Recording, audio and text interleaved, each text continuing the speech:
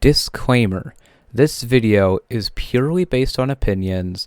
Go ahead and comment down below right now how very, very wrong I am.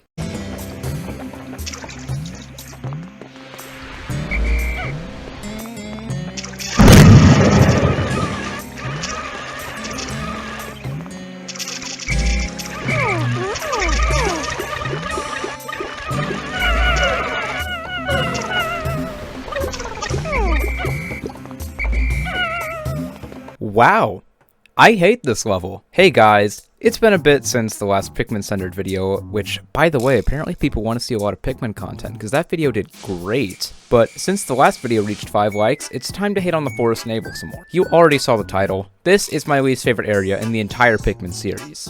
In the tier list video, I put it second from the bottom ahead of the final trial, but I've reconsidered because at least that level feels rewarding. There's nothing about the Forest Navel that makes me glad I played it. It's my least favorite part of Pikmin 1 because it's such a slog to get through every single time I play it. I have plenty of reasons why, but I'll go ahead and divide my grievances into parts for this video. So after the obligatory, here's the chart, like, subscribe. It would actually be super slay of you to subscribe. Studies show it makes you 54% more attractive. Let's go ahead and hop into part 1, the layout.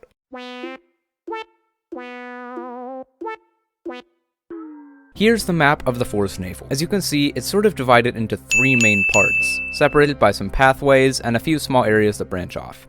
Then there's the center, where the dolphins and onions land each day. I want to acknowledge that this is a really cool visual touch of the light shining down through an apparent cave opening above you, because this area is, in fact, underground. However, that's the only visual touch you can really see because this level is set in a cave. We'll get to that later.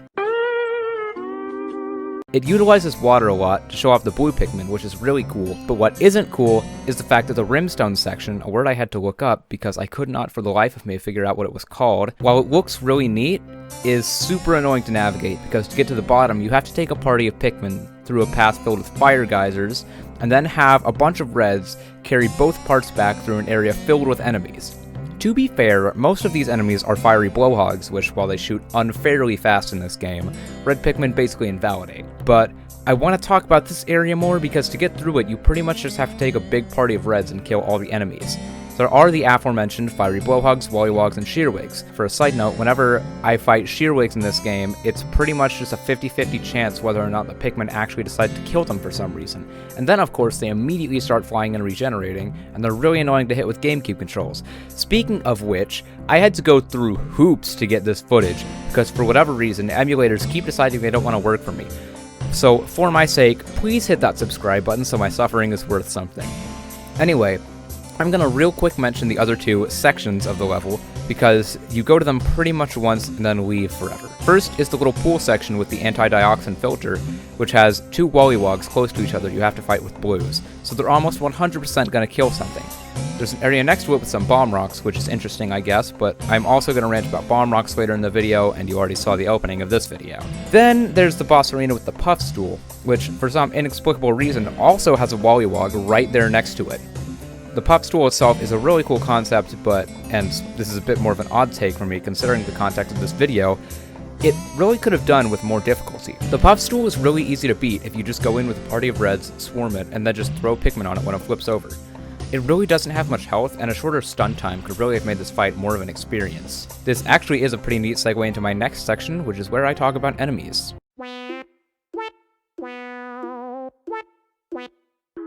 I've already talked about the puff stool and shearwigs and mentioned fiery blowhogs a bit, so let's talk about my undying hatred for wollywogs. I learned on my playthrough that I was doing earlier to get footage that if you just wait for them to land and then swarm them with a full party of reds, you can pretty much just barely insta-kill them.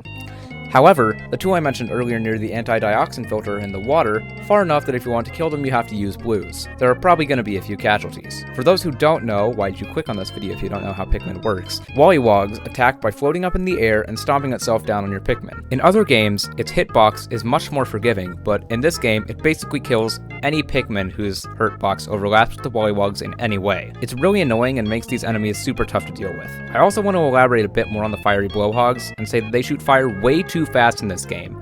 It's actually crazy how fast they shoot, and to make matters worse, any Pikmin on fire die in like 2 seconds, which is about how long Omar's stunned if he gets hit by fire.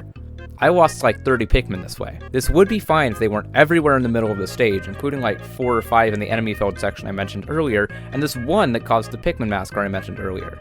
And then there's the infamous bread bug. It's not difficult, just annoying.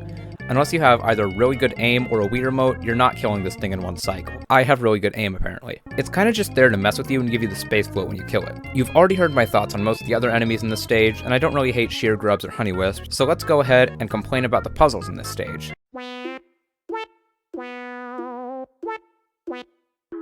First, I'll get the ones that are alright out of the way. First, there's the gravity jumper, which you have to build a couple bridges to get. The bomb rocks behind it are the problem, but I'll talk about that later. It's near the blowhog pit, as I've decided to dub it, but there aren't too many tough enemies in the way. The Weebra used to be one of my least favorites, but it's easy enough to get your Pikmin away from the fire geysers, and you can just bring a party with all 3 types to get it back easily enough, if you've played the game before, of course, and know how this treasure works. Just make sure you kill the Shearwig and Wollywogs, or your Pikmin are going to die. The analog computer is where things start to go south, because you have to take a bunch of blues to get it out of the water, and then the game intends you to just turn them into reds with this candy pop bud to take it back through the fire geysers. But you can literally just bring reds with you instead, invalidating like that entire part of the puzzle. If you're not prepared for that though, the candy pops take a while and you're probably going to have more reds than blues anyway, so you're going to have to work even harder to get them back. Then there are a couple gates with some fire geysers around them. This is a very fiery area, which would be fine, except one of them is a bomb wall, so you have to bring yellows, carrying bombs, into the fire area. There are also Shearwigs nearby. These 2 gates also open up the area's 2 boss fights, the Puffstool and Beady Longlegs.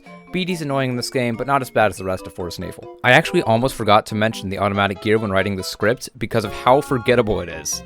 You're supposed to build one of those stick things across, but you can literally just throw a few yellows and call it a day. The parts are either annoying or lackluster with a few fun exceptions. At the very least, it still feels kind of rewarding to get back those few treasures you didn't sacrifice 30 Pikmin over, but of course I still have to mention the absurd amount of bomb walls and few bomb rocks.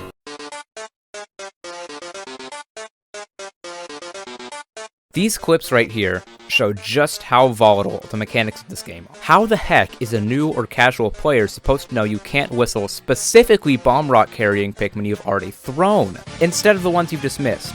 Like, you have to bump them. I sure love losing 18 Pikmin because this game's controls are whack. Pikmin is a game that I like to be able to play casually, with a few exceptions. Pikmin 2 and 3 I can just play through without having to know every little nuance and quirk, and still have a lot of fun with them.